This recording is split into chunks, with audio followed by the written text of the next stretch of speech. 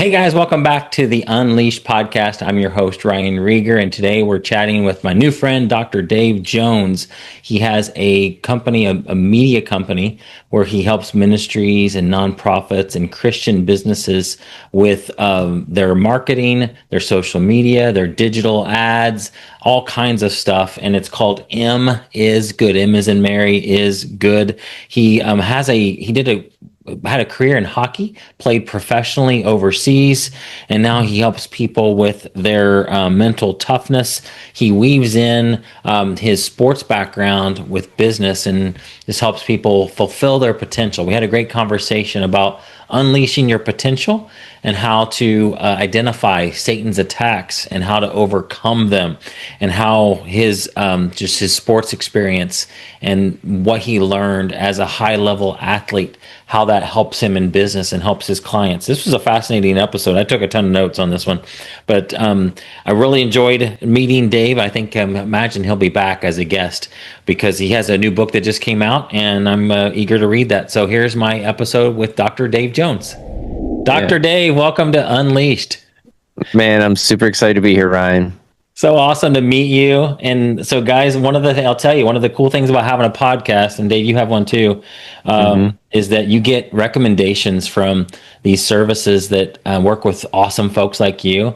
And most of the time, they're not a fit. But I read yours, and like, I can't wait to talk to this guy. This is awesome. So that's how I found you. And so I'm grateful that you have a team that's helping you get on different podcasts and get to meet cool people like you. Because even if nobody listened to my show, I would do my podcast just for the fact that I get to meet cool people like you. So thanks. Well, likewise, man. It's an honor. It's an honor to be here, and honor to talk to you as well, Ryan. Yeah. Well, I'm looking forward to diving into what you do. Tell me who you are. Tell me your story and how you got to where you are now. Yeah. So I currently run an advertising agency. It's one of the largest Christian advertising agencies in the world. It's called M is Good. We work with about 38 different clients around the world. Right now, we have a strong emphasis in pregnancy resource centers and Israel. Wow. So we've got several clients. So we are attempting to raise the brand perception of Israel and how evangelicals perceive Israel right now. Yes. But I've been doing this this will be my 25th year. That's awesome. And back in 2013, I decided to really just chase the of psychology. I don't know where it came from, but probably the Lord, obviously. Yeah. But just the idea of studying human behavior. And so I went back on my master's, and then I said, you know what, if I'm going to keep going, I might as well just get the terminal degree. Yes. Not that I was chasing the degree, it was more like chasing the information of psychology and just really understanding that. So I just kept on going.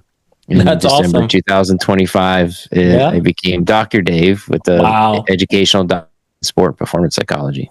That's amazing. Yeah. I bet the whole human psychology helps with running ads, doesn't it? Yeah, it's definitely, psychology at its core is the study of human behavior. Yeah. Sports psychology is human behavior within sport.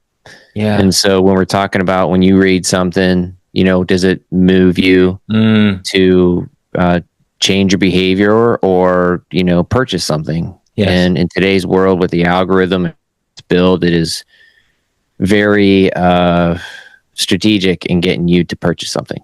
That's awesome. And so instead of purchasing something, why not glorify the Lord? Why not donate to a ministry that's doing great work? Why not, church that's part of your beliefs? And so the whole marketing side of things is really just connecting the in this case, the Christian to what their beliefs are and help, promote the gospel of Jesus. That's so awesome. Well, thanks for what you're doing. I love that. Yeah. So cool. Well, tell me about, I love sports. So I'm eager. Tell me about what you did with hockey. I saw that you traveled all over Europe playing professional hockey. Yeah. So I grew up in Northwest Pennsylvania. Won a couple state championships there. And the coach there is retired now, but he was the winningest high school hockey coach of all time. His name was Jamie Plunkett. Wow. And so I was part of the starting part of that run. So we won in 1989 and then 1992, and then they won 5 consecutive state championships after that under Jamie's tutelage. And I was one of his players. That's amazing. And so he absolutely changed my life. And took me out of a dark place and gave me something to be accountable for. Wow. And I'm forever grateful for that. And so I thought I was going to, play in the NHL. So after high school, I went up to Ottawa and played, and then I played in Cleveland, and then I went overseas and played 4 years in Germany. Oh my gosh. Yeah. That's so awesome. So cool. Professional hockey. I don't think I've had anybody on my show that played professional hockey. Yeah. It's definitely a really cool journey, man. Like, I really discovered who I was. I left playing pro hockey with a really poor self-image, and my identity was in sport, and I knew it. It was kind of a bad thing. I just didn't like myself, and I knew I didn't like myself, and I happened to run into a mentor that really just kind of challenged me, and in a way that I could change who I was, and in a very safe and productive way. Yeah. Wow. Do you still play at all? Like pickup games? I don't. In fact, I have a really, really dear friend of mine who lives up in Albany, New York, and he said just yesterday, man, you miss being around hockey? Because I've been out of it now for probably 5 years. But I do work with I do kind of get my fix, because I do work with 10 to 15 players from the NHL down on their sport and performance psychology. That's so each cool. week. Yeah. That's so cool. Tell me how that works. Like, I'm interested in, obviously when I talk about what you do with M is good, but I'm also fascinated with the psychology of it. Like we talked right before we hit record, that there's just a level that these players get to mentally. I think about the guys who step up. I'm more of a basketball guy. I'm from Indiana, and I know North Carolina is a big basketball state too. Yeah. Think about the guys that step up to that free throw line when the game's on the line, and they're not fazed at all by the crowd. I imagine you help people to get in that zone where they forget about the rest of the people. They're focused on that basket and just perform flawlessly. So yeah, let's talk through that, because I know that can be applied to business as well. So summarize this by saying you don't rise to the level of your expectation. You fall to the level of your training. So, you can't expect to, in this case, basketball, hit that free throw if you haven't made 100 before, or 1,000 before, or 5,000 before.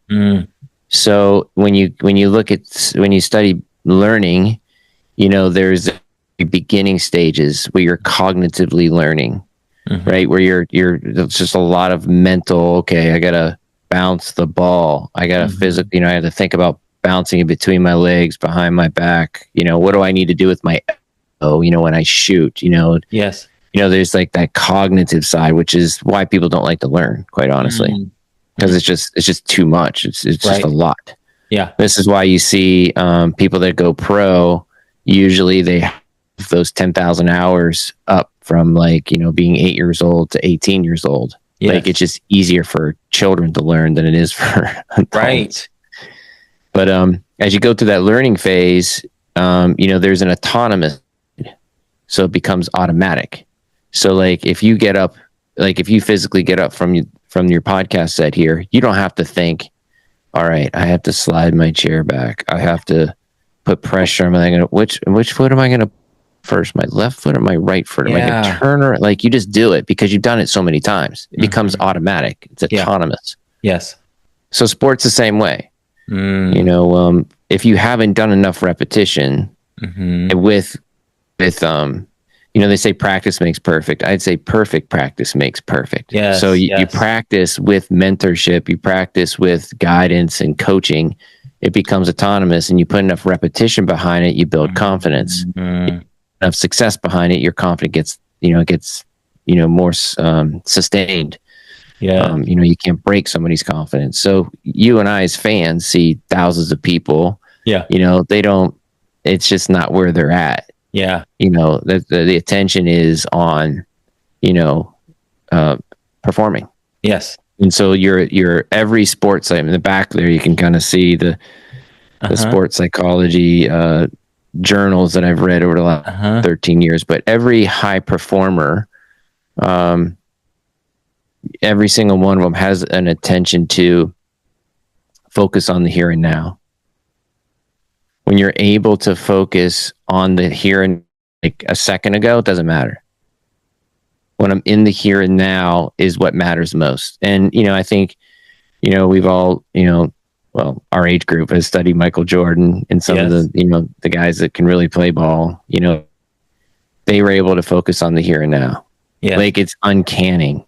Yeah. Like how their ability is just to tune everything else out. Yeah, I read a quote or somebody's talking about Kobe Bryant, how they were watching him or asking him, why do you keep going to the gym and practicing the dribbling? Like you got it down. Well, it's because of that, what you just said. Like he continues to go back to the fundamentals so that it's not even something you have to think about. It's just he's learned it so many times. Yeah. Yeah. And so what's interesting about a skill, whether it's swinging a golf club or shooting a basketball, it's perishable. Yeah. So if you don't work on it, it goes away. So, when does it go away is the question. And most elite athletes don't want to know the answer to that. So they just keep playing. They just keep practicing. Oh my gosh. How much time can you take off? Nobody wants to answer that question. So keep practicing. Yeah. I was, because I grew up in Indiana, I grew up a Larry Bird fan. You're not a Bobby Knight fan? I was a Bobby Knight fan. Yeah. For sure. Absolutely. 100%. But I remember reading, because I played basketball in high school, never played college or above that. I read a lot about sports and was reading a book about Larry Bird, and he was fundamental type. It wasn't a book about his life. It was a book about how he practiced and how to play basketball. And he talked about the mental part of it, how he would lay at bed at night thinking about the game, seeing himself in his mind's eye, hitting those shots, hitting the free throws. And he just constantly, even if he wasn't on the court physically, he was there in his mind before he went to sleep, or and just how that even helped him.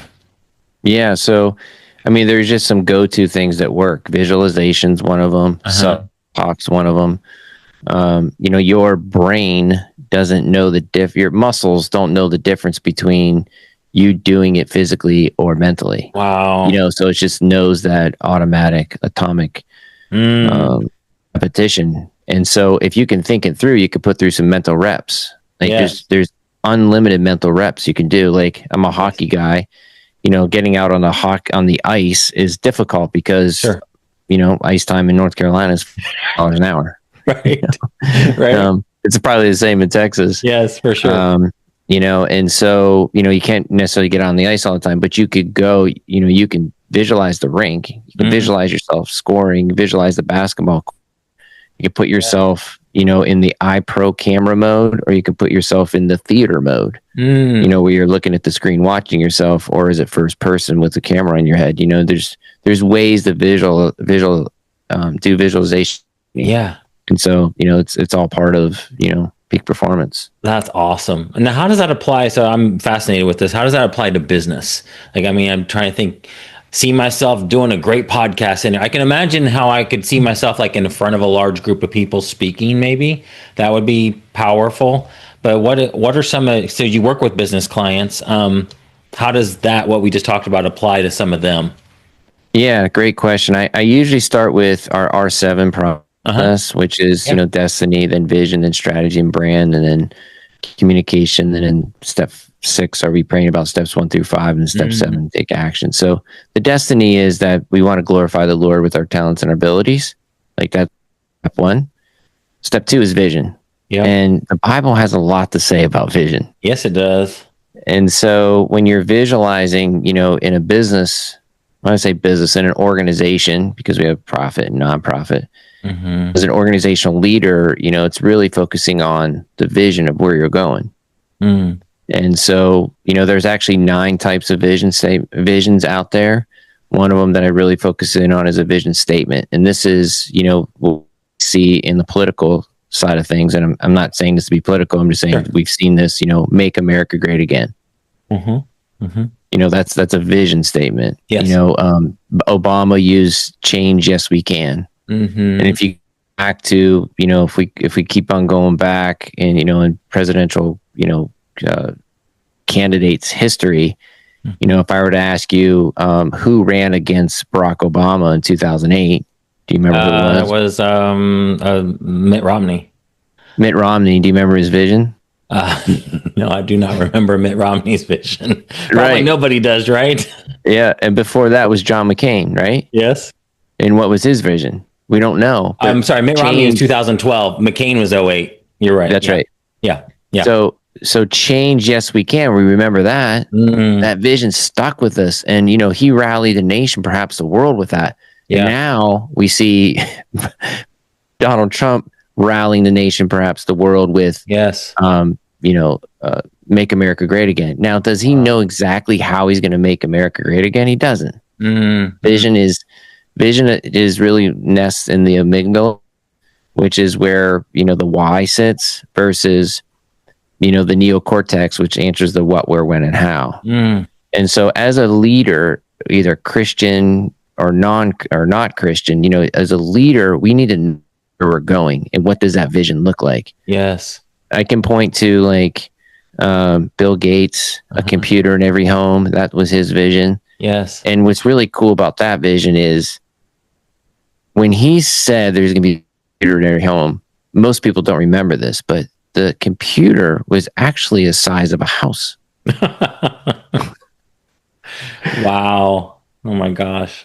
Do you remember that back at IBM, like a computer in every home? Well, I don't remember. I honestly don't remember it being. It was probably in my lifetime because I was born in '75. But I don't remember ever seeing like a one as big as a house. But I remember when it would take up a whole room.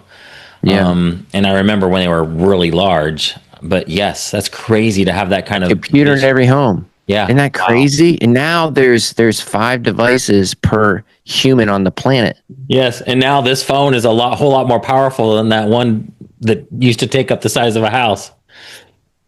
Isn't that crazy? It is. Another one, FedEx, to be in every city every day. Now, when Fred Smith came out with that vision, it was USPS was the only thing was out there. Yeah. And so think about that, Ryan. Like your organization is going to be in every city every day.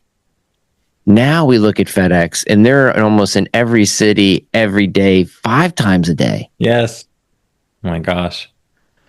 So visualizing where you're going as an organization, where are you going? What, and then you can answer, what are you doing to go there? And what are the steps? And that's a mission. That's a mission statement. Like, okay, what are the 5 steps to a computer in every home? What are some 5 steps to make America great again? Yes. And so now you kind of, you get into the DNA, and this is where I love working with men and women of God, is because now that vision that the Lord gave you, which inside of you, I just believe God is sovereign.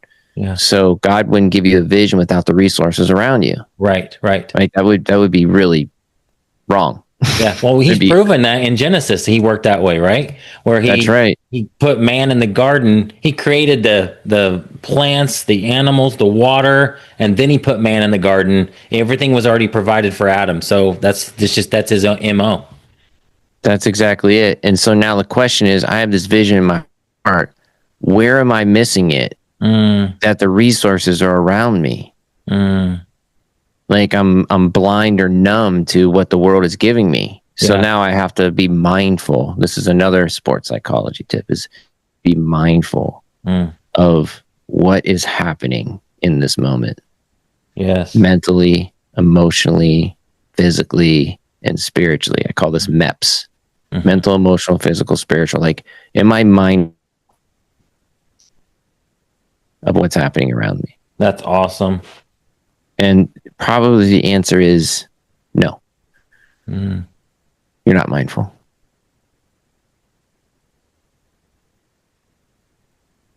It's so powerful. Talking about vision, this might even be something, I just need to read your book, but I imagine the original vision board was when God put Abraham out, says, "I want your look at the stars in the sky, look at the sand on the seashore. So great, so as like that, how great your descendants will be." So he didn't have a piece of paper he could write all this stuff down. He didn't have a cell phone to put make a vision board that he could look at. He could just go out to the stars and see it. So this is all. Well, it's interesting you say that.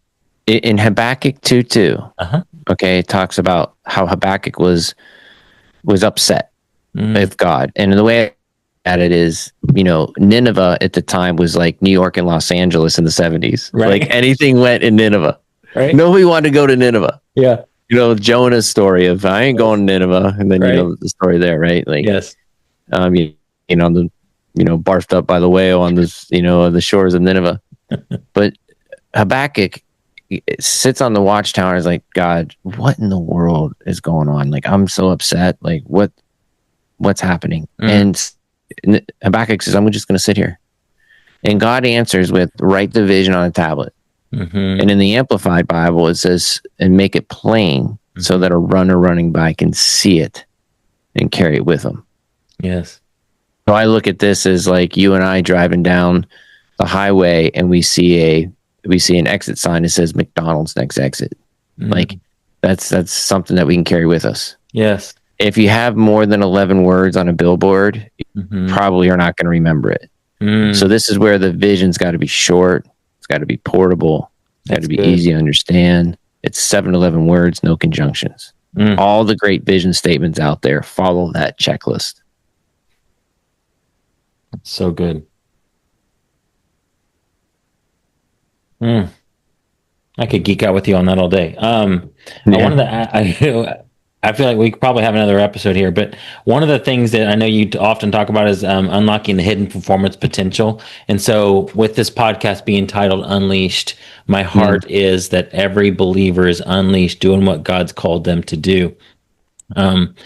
What is that? With what I know, some of it's what we just talked about here, but what would you say to a group of people that are believers and they want to do what God's called them to do? How do we unlock all that potential? To do that? I would say it's definitely, it's not group therapy, right? It's an individual conversation, but I can, do some broad strokes here. You're a basketball guy, right? You love basketball. If you know what the other team is doing, it's like you can, build your game plan. Yes. But you got to know who you are. Like, let's just hypothetically put together your team. What kind of basketball team would you want? What kind? I mean, for real? Like, oh my god. Yeah, for real. Well, I mean, I grew up in the 80s and 90s, so I'd put together guys like, Larry Bird. It'd be the 92 Dream Team. I know a little bit about the 92 Dream Team. They were unselfish, weren't they? Yeah, they played together really. There wasn't. I mean, there were some really good guys there, but nobody was like MJ. Magic was like he could carry the team, but he could also dish the ball, right? Oh, for sure. Yeah, so it would be a passing team, a smart team, right? A big team. Yeah, they had a lot of big guys on there, like Hakeem Olajuwon, Patrick Ewing. Yeah. Yeah, so you got to know what team, like what you have as your resource. Like, what do I do really well? That's first. That's the first thing. But then you got to look at what's the other team got, right? And in this case, how am I going to be beaten? Like, how is this 92 Dream Team going to get beaten, right? And so, like, if we turn the table here and make it more applicable, like, how is Satan going to get me? Like, we know his game plan to kill, steal, destroy, and provide confusion. So if I know that's the tactic, right, then I can put together my game plan so that I don't get distracted by that game plan. So this is where I talk about flap. This is, everybody deals with two of these at any given moment. So it's called your fear, lust, anger, pride, which are tools of the devil. So more specifically, I think the devil comes after our lust. Like, it's so in today's times to get trapped in that, whether it's pornography. Lust doesn't have to be sexual lust. It can be lust of possessions. I need a bigger house. I need another car. I need more commas in my bank account. These are the tricks of the devil, right? So now I have to be mindful of these tricks of distraction. If you look at the devil's logo, it's arrows in every direction. So if you're confused and you don't know which way to go, that's other spiritual forces are working, in changing your game plan, because God, for you to have clarity and direction with your purpose in life, you're open against the adversary, and he don't want that. Yeah, right.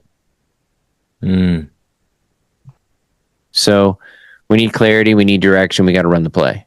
And so if we know who we are, we know our identity, and we know our strengths, and we know the enemy and how they're going to come after us, we have a chance to win. So with my, I call it MTT, mental toughness training, my slogan there is plan to win.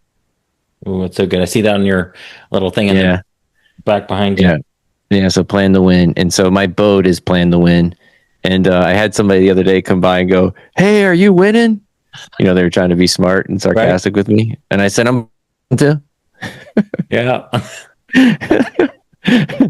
So that was kind of funny, but yeah, so that's how we plan to win. We know our strengths and we know the adversary and how they're going to come after us. So when we see something that's our lust, we go, "I got you, man. Get behind me, Satan. This isn't going to work." Yeah. Right. If I see something attacking my fear, my pride's a big one too. Pride comes before the fall, right? So someone attacking my pride and I'm standing up because I'm prideful. I'm not looking at the situation. I could really talk about this. If we want to just pause here for a second, this would be cool. Yeah. So several years ago, Donald Miller came out with messaging. And one of the things he said is the organization is no longer the hero. The client, the donor, the first-time guest, they are the hero. The organization is their guide. And so the way the pride gets us is that if we do something, I want to stand on it and I want it to work because it's my idea. Yes. Right? Versus what does the end user need to create a VIP experience? That needs to win, not the idea. Right. So if we're talking about community and a VIP experience with the community, then put on a community experience. It's not about you. It's not about your past. It's not about, what the idea you came up with. It's about how do we create, you see what I'm saying? You shift the lens to the end user. Yes. So your pride is not part of it. You can always see pride. It's easy to see. Wow. I just threw out a lot of stuff there. That's so good. Wow. Just thinking through all this. I bet also a lot of it comes down to just knowing who you are in Christ and not believing lies about yourself. Believing what God says about you. Because if you feel like you're not worthy or not up to the task, then you're not going to go for it anyway. Because it just, who am I to do that? Right. Now you don't have clarity and purpose. Yeah. And so now you're confused. And when you're confused, you don't really you're not motivated. And so you don't take any action. And that's what the devil wants. Yes. He wants you confused and what do you feel like is with people you see or just things you know about believers? What's some of the devil's tricks? I mean, you just mentioned FLAP. What does that look like? Yeah. Well, how does he get us distracted or just some of the things that practically that we fall into that make it so we don't reach our potential? It's a really great question. And I say that most athletes or most executives I work with, there's a common theme there that, success is awarded to the bold. You have to be bold. Yeah. And confident. And so if anything, I think the world has sort of coached us up to be, in the pasture with everybody else and just do as you're told. Yeah. So true. Yeah. Like just follow the community, man. Yeah. Don't stand outside of the community because security, we saw this with COVID. COVID was security and safety, and how dare you compromise security and safety? Right. Wow. So true, man. And everybody fell for it, man. Everybody fell for it. I did have a strong group of people that were strong. I had a bunch of aunts around me and friends that I was very adamant about Who Moved My Cheese. Have you ever read that book? I've not read it, but I know the concept of it. Yeah. So moved, and I was on the other side saying, stay open. Yeah. Follow your identity. Find a new way to serve and to give. And if you shut down, you're going to get what you deserve. And the church shut down. Yes. The church. And I think they're still paying a price for that because people figured out how to do community without the church building. Yep. And so true. Yeah. Oh my gosh. Well, I mean, I could talk about all this. This is fascinating to me and all the sports side of it, but tell me about what M is Good does, who you work with. I'm curious about the pregnancy resource centers and how you help them. And then also I just want to know how people can find you if they want to work with you. Yeah. So the website's misgood.com. We've been around for about 25 years. Our vertical is Jesus. We're one of the largest Christian agencies in the world. I think I said that earlier. Our vertical is Jesus. So we work with Christian organizations, whether it's a Christian owner with a secular business or a ministry. Okay. So right now it's really, really interesting. Right now we have a very strong client list for clients in Israel. Wow. And we have a very strong list for pregnancy resource centers. And strategically go out and say, let's do sales and try to bring on all these PRCs. It just happened.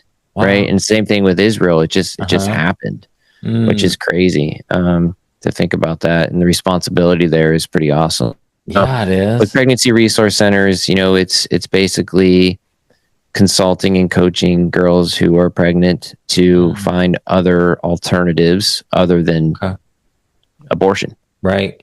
Right. Because we know as Christians that abortion is murder. And so, and so they, so most of the agencies we work with, all of them actually, want to adopt or have the baby. Yeah. And so they consult them in that way. And so you're just helping with practical stuff like growing social media awareness, getting the word out there to their potential clients. Right now, there's a pill that you can get within, I think, 72 hours that'll the baby. So, being ranked on Google to, have a different alternative than take a pill and abort the baby. So we're optimizing different keywords and different ad campaigns to be, for the girls to have a choice to be consulted instead of getting some mysterious pill that doesn't come from, well, it may come from a medical professional, but a lot of times they're not. They don't get medical consultation. So they don't know how long they are, in their pregnancy. So they're just getting this random pill from this random place that it's just not good. And so, we're constantly finding ways to optimize for that pregnant woman for a choice other than just abort. Absolutely. So they're Googling like their options, and then your resource centers that you're helping are coming up in their search results. Yeah. That's amazing. Yeah. That's so cool. Well, I know you know this, but you're saving lives. That's so cool. I mean, how many, there's a lot of probably people I talk to that have businesses. They're doing some really cool things, but you're saving babies. Like, I don't know that I've talked to anybody that having a direct result on that. That's pretty cool. Yeah. That's amazing. And then on the other side, with Israel, there's, I think the country's pretty polarized right now in terms of, do I support Israel? Even evangelical Christians in the education of what it means to support Israel. So we're right in the middle with that of trying to educate Christians on what it means to support Israel. Yes. That's awesome. There's a lot of really good organizations that are doing that. They're probably your clients. I'm going to ask you after the call. So who are the types of people that you're looking to work with? Obviously, if you're in ministry, and you have, or you said you're a Christian leader in business, but, just any more specifics on that, like your ideal client. Yeah. A long time ago, I sort of let go of the idea of, you have to have a certain amount of revenue, to be a client. So we don't discriminate based upon your budget. It's really, if you got a vision from the Lord and, you want the world to hear it, our mission is your vision. I love it. I love it. Wow. Yeah. So is your main web, like for the M is good with the ministry clients that you're working with? Is that the same site for, like, if I'm an athlete and want to work with you? Yeah. You still do any of that?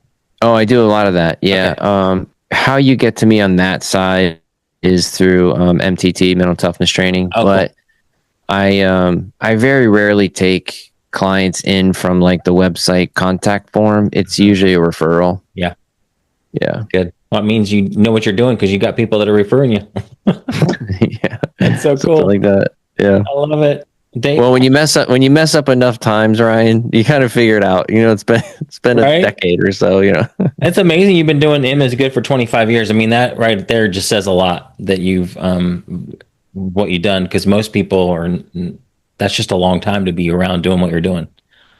I think about that all the time, man. I remember yesterday when I started the company, like it was crazy. Now it's been 20 years and we're like the oldest in the space. It's amazing. I mean, so many entrepreneurs, you're an entrepreneur, so you get this. You probably have like all these ideas that come at you, but that you've stayed like, no, this is what I'm doing. This is what I'm called to do. I'm doing this. It's so easy to, like, who moved my cheese, to pivot and go do something else. It's nice that you haven't had to do that, but that you just, like, that longevity just says a lot. Well, I appreciate you saying that, and I appreciate your kind words, but I would tell you that my wife will tell you this, like, my brain ping pongs on different things all the time. And I decided, I think it was back in 2013, that instead of going wide, I'd go deep. Instead of like changing and doing something different, I would change and do something different with depth. Yeah. So instead of like going to do, like, I don't know, make something up, like instead of going to be a plumber or something, I said, you know what, why don't I learn how to do messaging inside of marketing? That's something. Yes. And then why don't I learn how to Google Analytics? That's something new. Why don't I learn, like, what's the best email platform out there, and, have a meeting on, driving, you know what I mean? Like, what are the tools? What are the marketing? Now AI has me rebirth of my career, and how do we use AI to help us in marketing? So it's, I think we've probably done 2 S curves. They say the business, it goes from innovate and has a revenue spike and just sits there. And I think McDonald's is one that's done like 6 S's. Wow. You know what I mean by like S, it like curves up. So I think we've done 2. Wow. We've had 2 significant, to revenue and reinventing ourselves. We've had 2 of those in 25 years. Well, thank you for what you're doing. It matters, and it's making a difference in the world, and I love it. So, man, appreciate you. Yeah. All right, I'll see you next time. All right. Thanks for having me.